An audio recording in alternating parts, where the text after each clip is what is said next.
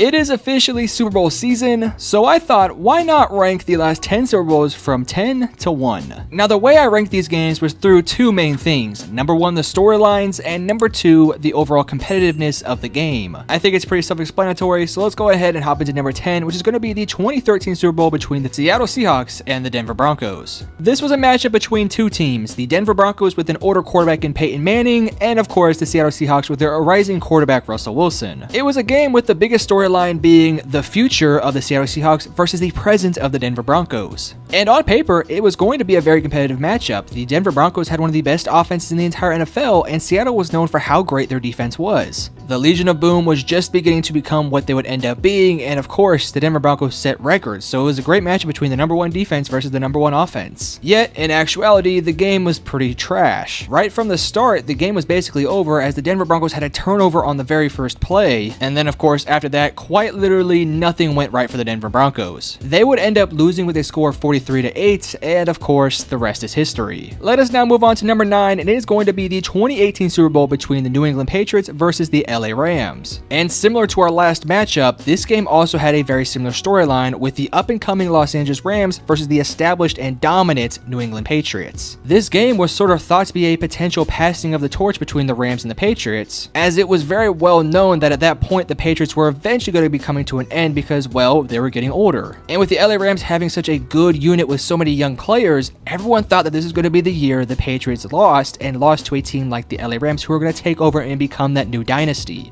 And the game happened, and it was one of the most boring games of Super Bowl history. The final score was 13-3, and it was just one of those defensive slugfests that is cool, but at the same time isn't really fun for a Super Bowl. Now listen, I'm not a hater on defenses, but when you get to the Super Bowl to only put up 16 combined points when you have these offenses with these quarterbacks and these head coaches, you expect more. And to add more to the disappointment was the level of hype for this game. People were genuinely so excited for this matchup because people genuinely hated the Patriots and loved the LA Rams. But as you can tell, it did not live up to the hype at all. Let's now move on to number 8, and it is the 2020 Super Bowl between the Tampa Bay Buccaneers and the Kansas City Chiefs. In my opinion, these last three that I've just mentioned were probably the worst of the three. I think the rest after this are actually pretty good games. But again, in this one we had a bit of a blowout. Now the storylines coming into this one was of course Tom Brady versus Patrick Mahomes. Mahomes was coming off a Super Bowl win versus the San Francisco 49ers, and everyone thought that he was going to be the guy moving forward. And well, of course, that would end up being true. He did have one big test in 2020 that he had to overcome, and that was of course beating the GOAT, Tom Brady. The matchup was hype, and in actuality, the game was actually pretty fun. The final score was 31-9, but yet despite the fact that it was a blowout, I still enjoyed this game a lot. And I think despite the fact that it is ranked 8th on my list, I think overall I actually enjoyed this game a little bit more than some of these other games, but objectively speaking, it is not a better game. It was a game where Patrick Mahomes was essentially Superman, as he did whatever he could to try to beat the Buccaneers, but the Buccaneers for whatever reason just clicked that game, and they were so dominant the entire night. The offense really couldn't be stopped, and of course the defense held the Kansas City Chiefs, who have one of the most high-flying offenses, especially that year, to only 9 points. And yes, everyone can get their jokes out about how Tom Brady, the old washed-up veteran, beat the young and upcoming Kansas City Chiefs, but when you actually watch the game, Patrick Mahomes did everything he could. The offensive line did absolutely no wonders for him, and overall, I do think it is a good game, but of course, it is my 8th place. Now, as I said, I think there is a little bit of a gap here between games that are bad to now the actually good games. So with that said, our 7th ranked Super Bowl matchup is between the Denver Broncos versus the Carolina Panthers all the way back in 2015. Now, the storyline coming into this game was the Denver Broncos finally trying to get that second Super Bowl for Peyton Manning versus the up-and-coming Carolina Panthers, who dominated the regular season. We obviously know that the Denver Broncos had a ton of problems that year, even at one point having to bench Peyton Manning, whereas the Carolina Panthers were dominating every single team in their way. On paper, it seemed like the Carolina Panthers were going to run away with this matchup because they were the hottest team in the NFL going up against the Denver Broncos team that was dominant in the playoffs but kind of limped into that playoff spot. And of course, it even stacked more into the Carolina Panthers' favor given how badly they got beat up in the 2013 Super Bowl. But in this game, the Denver Broncos played like the Denver Broncos we know. Obviously, at this point in his career, Peyton Manning wasn't the same guy that he was with, let's say, in the Indianapolis Colts years, but he still was Peyton Manning, and he still put together a vintage Super Bowl performance. performance. But the story of the game was less to do with the offense of the Denver Broncos and more to do with the defense of the Denver Broncos. And this was the game that basically ended the Cam Newton Carolina Panthers. Because after this, sure, they had a good start to the 2016 season, but they were never quite the same. And to this day, they're still trying to figure it out. Let us now move on to our 6th ranked matchup, and it is going to be the 49ers versus the Kansas City Chiefs in the 2019 Super Bowl. Ironically, 5 years later, we are officially getting the official rematch between these two teams. And to be honest with you, the more I think about it, the more excited I get. But when it comes to that Super Bowl back in 2019, there was a lot of momentum going into that one as well. The 49ers had become one of the best teams in the league with all their talent, and with Kyle Shanahan leading the way, that offense looked incredible. Then you have the Kansas City Chiefs, who are now heading into their very first Super Bowl, led by the sensational Patrick Mahomes, Travis Kelce, and Andy Reid. This game, in some ways, felt like the beginning of a dynasty for either of these franchises. Whoever won this game was going to be the new dynasty of the league, and of course, the odds stacked in the Kansas City Chiefs' favor. It was a game where the 49ers led for 90% of the game until the fourth quarter when Jimmy Garoppolo started his choke, and so did Kyle Shanahan, and the Kansas City Chiefs put it together. And we all know the repercussions of this matchup. The Kansas City Chiefs are now a dynasty, and the San Francisco 49ers have been good, but are now officially starting to come back and be that dynasty level team this year.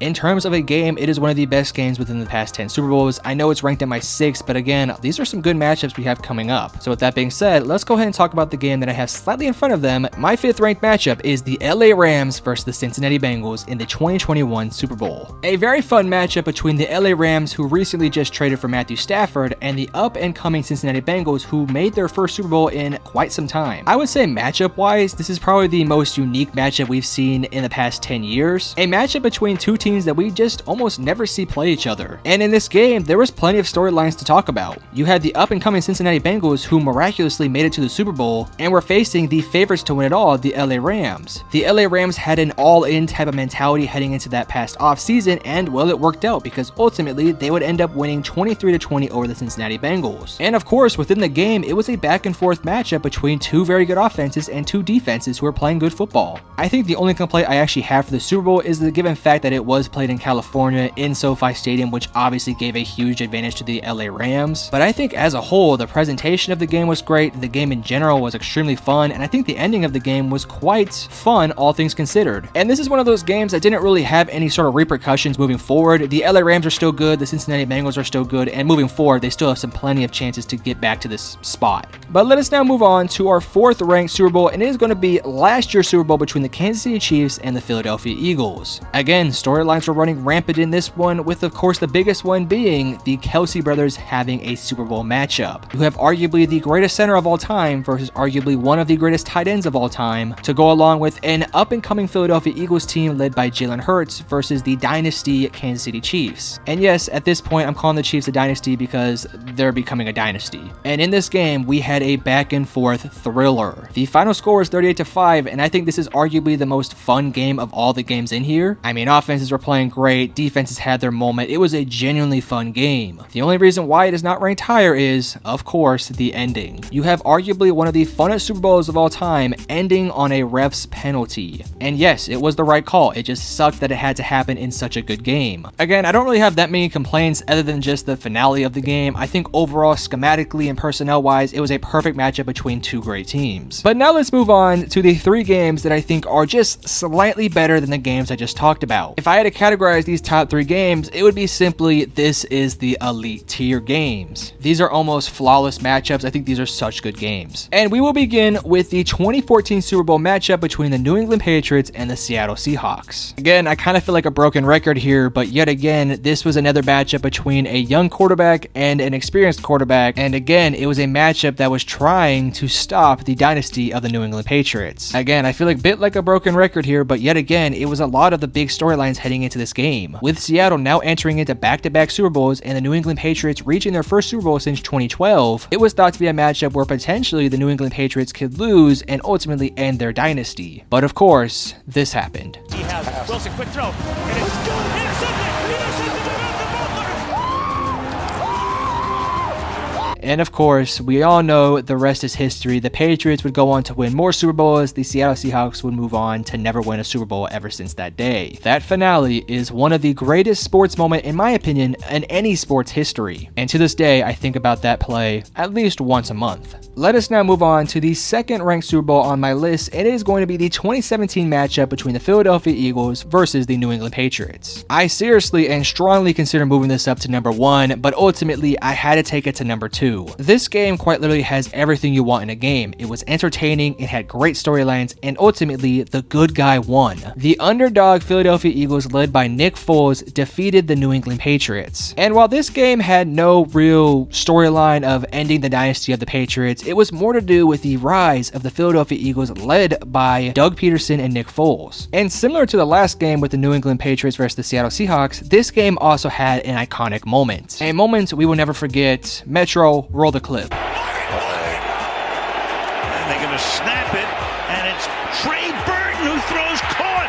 But unfortunately, that great moment does not compare to my number 1 matchup, the New England Patriots versus the Atlanta Falcons in the 2016 Super Bowl. A game that is very arguably the best game in NFL history. The New England Patriots completed a 28-3 comeback that today still haunts the Atlanta Falcons. Yes, I said that right. 28-3. The Falcons had a 28-3 lead in the third quarter, might I mention. And of course, we all know how it ends. The Patriots would go on a run and ended off with an overtime win over the Atlanta Falcons. Now, this game doesn't have the crazy storyline going into it. Obviously, this was just the continuation of the New England Patriots dynasty. And again, another team that could potentially put an end to the dynasty. And in some ways, I think there was many Falcons fans who thought if they won this game, their dynasty would officially start. Now, that wasn't a general storyline going into that game, but I'm sure some people talked about it, but I think the game itself is arguably the greatest game of all time. The comeback was incredible, the ending was incredible, and just watching the demise of the Atlanta Falcons was one of the hardest things to watch of all time. Yet it made for an incredible Super Bowl. Now, that is just my list. Let me know your list in the comment section below, and if you disagree with any of my opinions, let me know in the comment section below. And if you enjoyed the video, hit the like and subscribe button, but I love you guys. Peace.